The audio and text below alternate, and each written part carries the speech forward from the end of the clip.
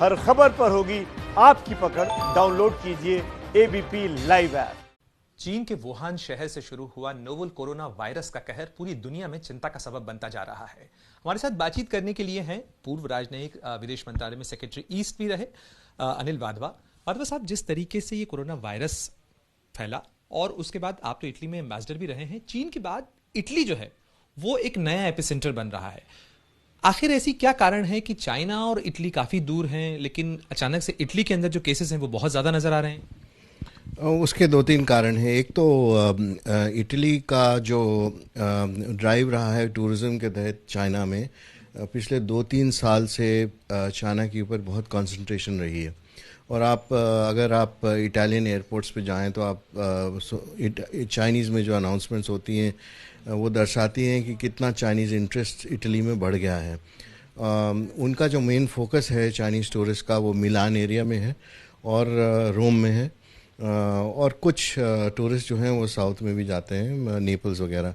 लेकिन मिलान में एक चाइना टाउन भी है 8 स्क्वायर किलोमीटर्स का, जिसमें चाइनीज़ पॉपुलेशन बढ़ रही है।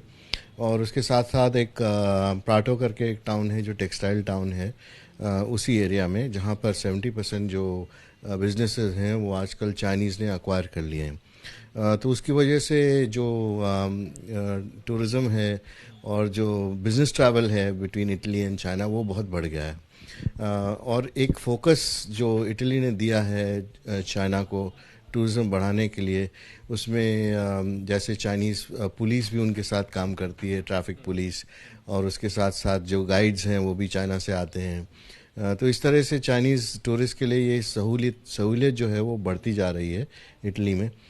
तो ये कोई सरप्राइजिंग नहीं है कि क्योंकि वो आदान प्रदान बहुत बड़ा है, तो इसलिए जो कांटेक्ट है वो भी बहुत बड़ा है। और वुहान तो नहीं, लेकिन बाकी सभी एरिया से टूरिज्म और बिजनेस इटली के साथ में चाइना का बहुत बड़ा। आप तो सेक्रेटरी ईस्ट भी रहे हैं, चाइना आपने उस तरीके से मॉनिटर भी किया है। क्या चाइनीज स्प्रिंग फेस्टिवल जिस दौरान था, उस दौरान छुट्टियां थीं, बहुत लोगों ने ट्रैवल किया, क्या एक बहुत बड़ी वजह है कि इसके कारण भी जो कोरोना वायरस है काफ़ी स्प्रेड हुआ? आपने बिल्कुल ठीक कहा, क्योंकि जितने भी चाइनीज़ इटली में काम करते हैं और जैसे R&D फैसिलिटीज़ हैं चाइनीज़ टेलीकॉम कंपनीज़ की इटली में आजकल, और काफ़ी एक्विजिशंस भी हुए हैं बिजनेसेस में। तो जो छुट्टियां हुई थी चाइनीज़ न्यू ईयर के लिए, उसमें काफ़ी लोग वापस गए हुए थे। और जब वो वापस आए हैं उसके बाद ये आउटब्रेक भी चाइना में उसी टाइम पे शुरू हुआ। जब वो लोग वापस आए तो इंक्यूबेशन पीरियड होता है, तो जाहिर है कि उस टाइम पे कई लोग कैरियर्स भी रहे होंगे। तो अब इसको मॉनिटर करना बहुत मुश्किल है कि वो लोग किस किस के कांटेक्ट में आए।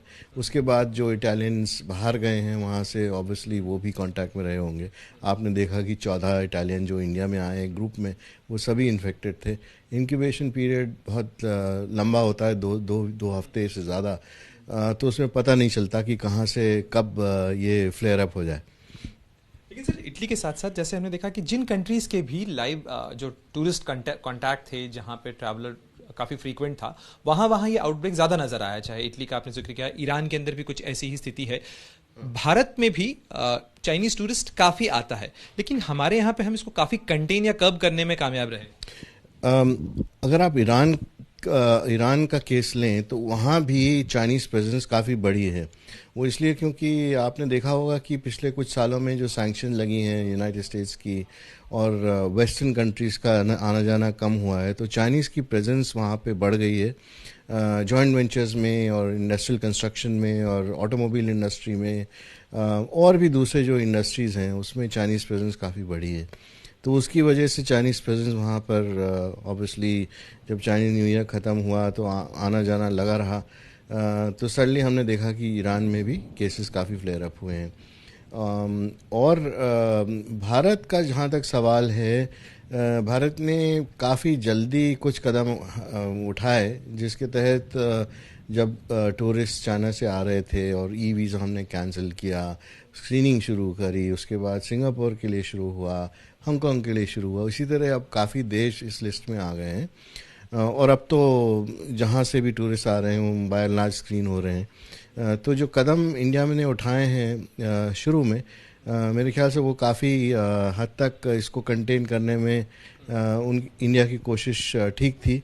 अब आगे चलकर क्या होता है हमें देखना है, किस तरह की कंटेंट किया जाए। आखिरी सवाल सर कि कई कंट्रीज जो हैं इस चीज़ को लेकर चिंता जता रहे हैं। चाइना ने कहा, जापान की तरफ से एक डिमांड इंडिया को दिया गया कि इससे बिजनेस हर्ट हो रहा है। जो suspension of e visa policy है, इसके कारण जो इकोनॉमिक रिलेशन है, ट्रेड है, वो काफ़ी इम्पैक्ट हो रहा है। लेकिन ऐसे में चूंकि आप तो डिप्लोमेट रहे हैं सीनियर, क्या कंसिडरेशन होता है इस समय? सेहत ज़्यादा बड़ी तरजीह है या बिजनेस इंटरेस्ट भी जो हर्ट हो रहा है वो भी? How to balance that? नहीं, बैलेंस तो खैर बैलेंस तो देखना ही पड़ता है, लेकिन जहाँ तक चाइना का सवाल है और जापान का सवाल है, जहाँ से ये डिमांड आ रही है कि इसको अब ईज़ अप कर दिया जाए, तो अभी ये स्टेज पहुँची नहीं है कि हम इसको ईज़ अप करें। इंडिया में तो ये स्टेज अभी शुरू हुई है, जहाँ की केसेस बढ़े जा रहे हैं, तो कुछ दिन वेट ज़रूर करना पड़ेगा गवर्नमेंट को और देखना पड़ेगा कि ऐसे कैसे प्रोसीड करें आगे। हमसे बातचीत करने के लिए शुक्रिया। ये थे अनिल वाधवा, जिनका कहना था कि जिस तरीके के कदम सरकार ने उठाए हैं वो निश्चित रूप से चिंताओं के अनुरूप हैं और फिलहाल ये देखने के बाद कि किस तरीके से केसेस के बढ़ने का ग्राफ आगे जाता है, उसके बाद ही कोई फैसला लेना मुनासिब होगा। लेकिन ये बात सही है कि जो पूरा कोरोना वायरस का स्प्रेड है उसके मूल में चाइना के साथ कॉन्टैक्ट्स ही एक बड़ा कारण उभर कर आ रहा है। कैमरामैन ललित के साथ Pranay Upadhyay, Delhi, ABP news. ABP news आपको रखे आगे। मैं शेखर कपूर लेके आ रहा हूं प्रधानमंत्री सीरीज 2 शनिवार रात 10 बजे।